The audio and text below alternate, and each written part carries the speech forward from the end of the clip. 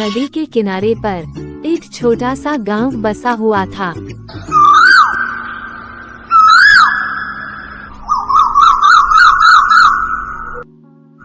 उस गांव में रामू और उसकी पत्नी रहते थे। वह बहुत गरीब थे। नदी के किनारे पर रामू का एक छोटा सा खेत था, जिसमें पूरा पानी भर जाता था, जिसके कारण खेती भी अच्छी नहीं हो पाती थी।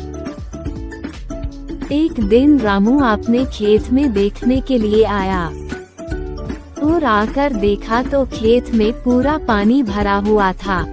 रामू बहुत उदास हो गया। रामू वापस घर की ओर लौट जाता है।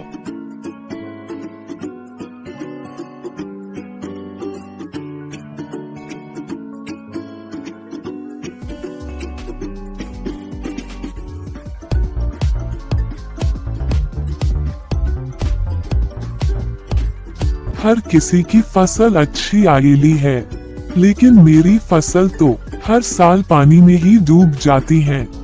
दूसरों के खेत में फसल देखकर वह और भी उदास हो जाता है।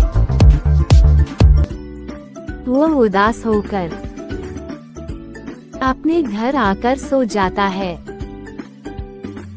रामू अपने घर पे पास में थोड़ी सी जगह में सब्जियां लगा देता है।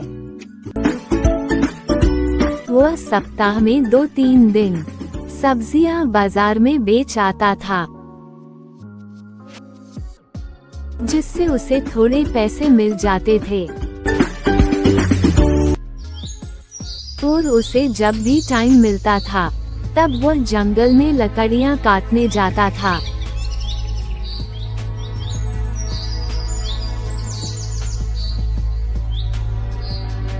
लकड़ियां काटकर बाजार में बेच देता था।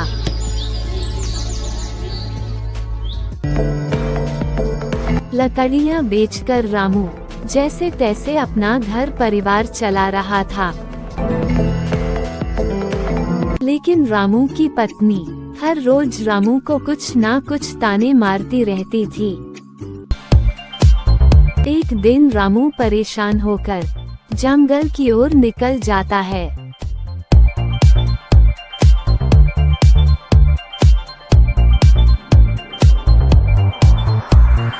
वह अपने मन को शांत करने के लिए एक जगह पर बैठ जाता है। तभी वहां से होकर एक ब्राह्मण ऋषि गुजर रहे थे। वह रामू को उदास बैठा देखकर रुकता है और रामू को पूछता है, क्या हुआ पुत्र, तुम यहाँ अकेले उदास होकर जंगल में क्यों बैठे हो? क्या बताऊं मैं आपको, मैं मेरी जिंदगी से परेशान हो चुका हूँ।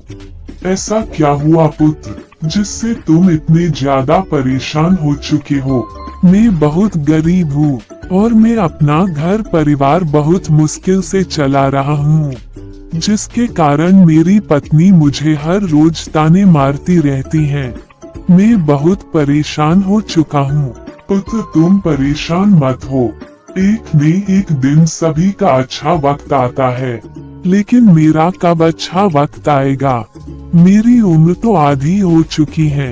एक दिन जरूर आएगा पुत्र, मैं तुम्हें आशीर्वाद देता हूँ। अब तुम घर जाओ।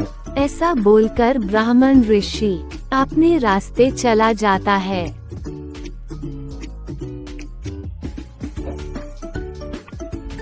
रामू वापस घर की ओर लौट जाता है।